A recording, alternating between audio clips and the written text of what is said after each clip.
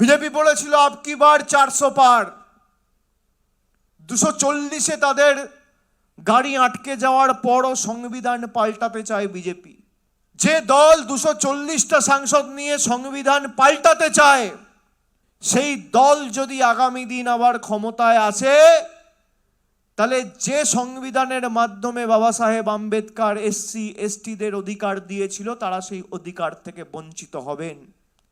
আজকে আমি কি করব, কি রঙের জামা পরব, কার নাম ভোটার তালিকায় থাকবে, কে চিকেন প্যাটিস বিক্রি করবে, কে এগ চাউমিন বিক্রি করবে, আর কে এগ রোল বিক্রি করবে, যতদিন বাংলায় আমরা আছি বিজেপির বাবার জমিদাররা দিল্লিতে বসে ঠিক করবে না। শেষ রক্তবিন্দু পর্যন্ত এই লড়াই চলবে।